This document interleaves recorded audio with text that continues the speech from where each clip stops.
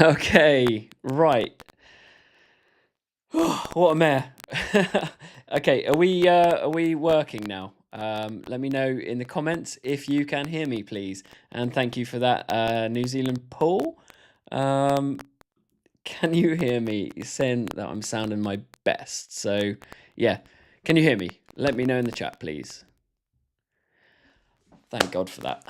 Okay, I'm going to have to somehow trim the beginning off of this video because that was just awful. What a start. I'm using all this new software to try and make everything a bit nicer. And it's like a new streaming software. And this is why usually people will pay to do it, but I didn't want to pay anymore. So I'm using a bit more of a advanced broadcasting. So I'm a little bit crackly. That's probably because I've just crapped my pants.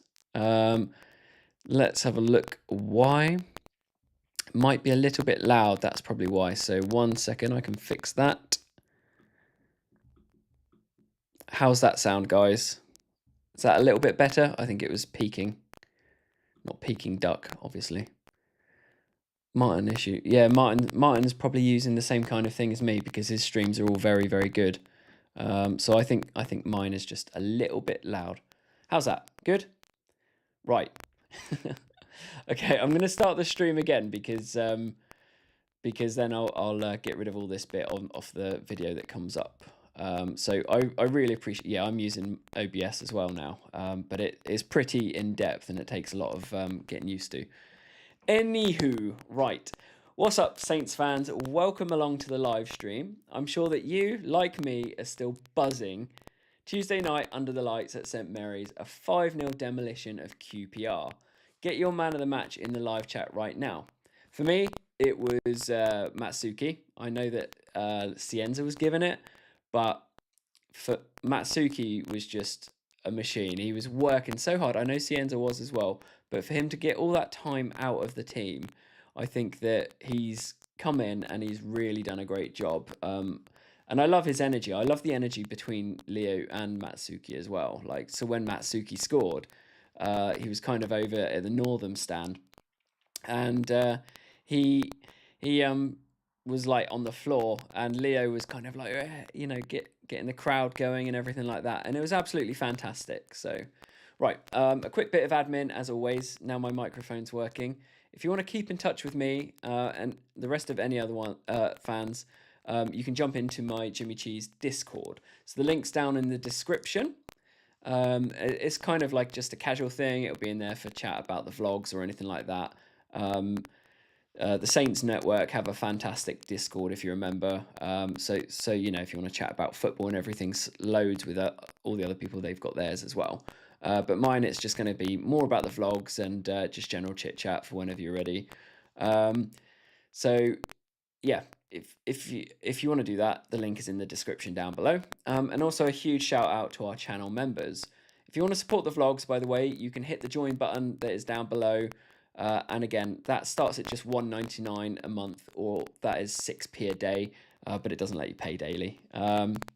So getting into this video, do we rotate the squad?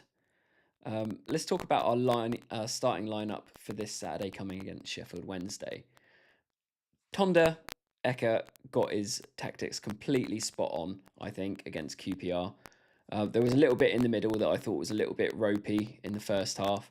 Finazaz, Matsuki, Cienza, as I say, they were all pretty much unplayable. Now, the big question for you guys is, do we change a winning side? We know that Jay Robinson, Wellington, Roslev, they've all been sidelined. But my biggest worry is Leo.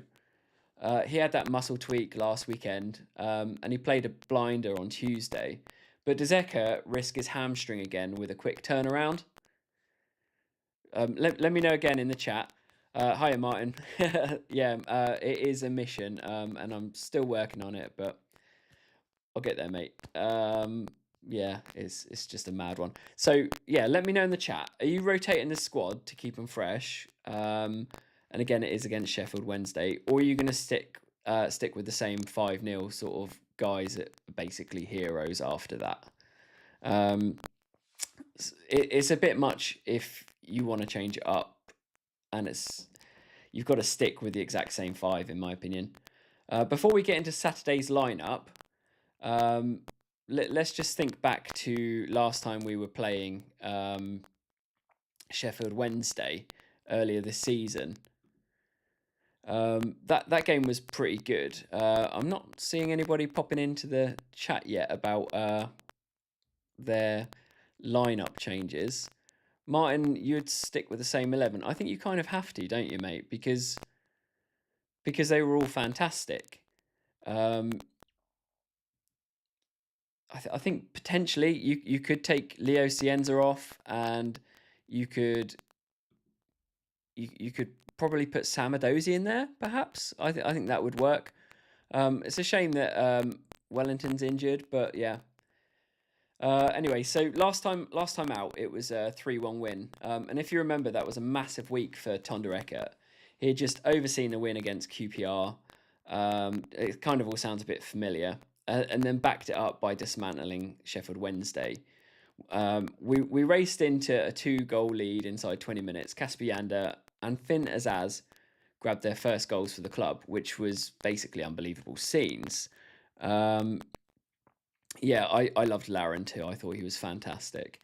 Harry and Mass pulled one back for them, and then Adam Armstrong, whoever he is, doesn't exist anymore for us. Came out right after half time in the 47th minute and completely killed the game off. And I've got to mention that day the scenes before kickoff, because if you remember, Oriol Romeo, he wasn't even fit to play. But he just returned to the club as a free agent. And when he walked out onto the pitch to be introduced to the crowd, the noise in St Mary's was deafening. I loved it. Let me know in the chat if you were there for that Romeo ovation, because the hairs on the back of my neck were standing up, and I absolutely love him. Look, we've already proved in November that they couldn't handle our high press and our attacking pace. Things have changed a little bit since then. I'll take that for sure. And frankly, their form has plummeted right off a cliff since then. We're travelling to Hillsborough to face Sheffield Wednesday side that are in absolute freefall. To say that they are having a nightmare season is an understatement. To me, it's soul destroying to see a club like that, because they were once huge, and the soul's being torn out of it. And any Sheffield Wednesday fans, believe me, I feel for you. They're sitting rock bottom of the championship on -7 points. Yeah, -7 points. They started the season with the 18-point deduction due to the administration and payment regulations. And their relegation to League One, is obviously officially confirmed. And to make it even worse, Sheffield United were the ones that relegated them with a 2-1 win in that derby. And that makes them the earliest team to be relegated in EFL history. And it's not surprising, because they've just been destroyed, unfortunately. Wednesday's manager, Peterson, he's dealing with a totally knackered squad right now. They just lost 2-0 to Norwich on Wednesday night, continuing an incredible losing streak where they've lost 10 in a row leading up to the derby. And guys, if you thought the Sheffield Wednesday situation on the pitch was a disaster, the news coming out of their boardroom today is even worse. I don't know if you've seen the news, but it was just confirmed that the Takeover Consortium, led by Board, has officially withdrawn their interest in buying the club. They entered that administration back in October, and Board had been the preferred bidder status, but he's just pulled the plug. It's really sad, because you can just imagine as a fan that you think that things are going to start turning around, go the right way, and again, everything that you were hoping for is just being taken away from you. So yeah, he was the preferred bidder, and he's literally just pulled the plug on it. Apparently, get this, he's lost over 4 million of his own money trying to buy them. He put down 2.5 million non-returnable deposit, small change, and he's been paying over 1.5 million just to keep the club running day to day for the last 2 months because they're reportedly losing about £1 million a month. He released a statement saying that the historic mishandling of the club by the previous owner, Chansiri, and the necessary maintenance needed at Hillsborough meant their massive £47.8 million bid just couldn't be justified anymore. So now Sheffield Wednesday Supporters Trust is practically begging the administrators to find a new owner so they can rebuild their decimated squad for League One next season. There's rumours that 3 other groups, hold your horses, including Mike Ashley's representatives, are still interested, but right now the club is in total limbo. Would you, any of you guys, want Mike Ashley at your club? I know it was obviously pretty bad news at Newcastle, but yeah, I don't think I would want him anywhere near Southampton Football Club, because he certainly didn't do much at Newcastle. But then again, look at Newcastle now. They haven't won the league yet, have they? So yeah, they're an absolute mess, top to bottom. And if we don't go to the game on, if we don't go to Hillsborough on Saturday and absolutely take the game to them from the first whistle, I'll be amazed, because they must be completely drained. And Saints have got to turn up that day. And I know as fans we're all like worrying whether it's a typical Saints thing to do, is not turn up or let them have the first win that they've had for ages. But we have to take it to them. So yeah, let's talk about their injuries and suspensions, because it's incredibly bleak for them. Liam Cooper, their experienced centre back, limped off against Sheffield United. Peterson has confirmed he's out for the rest of the season. Kabaki, their winger, he's out for 4 to 5 weeks with an injury. What a brilliant name. Marvellous Nakamba, he missed the derby after taking an elbow to the face in training. Well, at least they're like putting effort into it, obviously. And Ota Gabayo, sorry if I butchered that, got a red card in the 90th minute against Sheffield United. And he served his 1 match suspension against Norwich. So he'll likely be back in the squad to face us. So yeah, they've got a bit of a goalkeeping crisis. They're still relying on the emergency loan keeper, Seni Diang. Dominic Lawfer, they're managing his fitness very carefully, and he was restricted to just 45 minutes against Norwich as a part of his rehabilitation. Whoa, I mean, that is a lot. So how we exploit them with all them defensive injuries, especially missing Liam Cooper, their backline is incredibly fragile. Chris Wilder even pointed out recently that they'd been forced to throw young kids into a division they simply weren't ready for. And you see that a lot. I mean, look at the Leicester, when Leicester were playing us the other week, they had a lot of young lads starting. And unfortunately, we brought some of our academy guys through to play against them for that second half. So if we start Ross Stewart, keeper Finn Azaz pushing high, we should carve through them, right? I really hope so. They're completely drained of confidence. Peterson's admitted his players were dead and very tired at the end of the Norwich game. We need to start fast, press them high, and put the game to bed in the first 20 minutes. Right. Get your final score predictions into the comments. For me, I think it's got to be nothing less than 2-0. I think we can keep a clean sheet. I think that we can win, for sure, obviously. I'd be amazed if we didn't.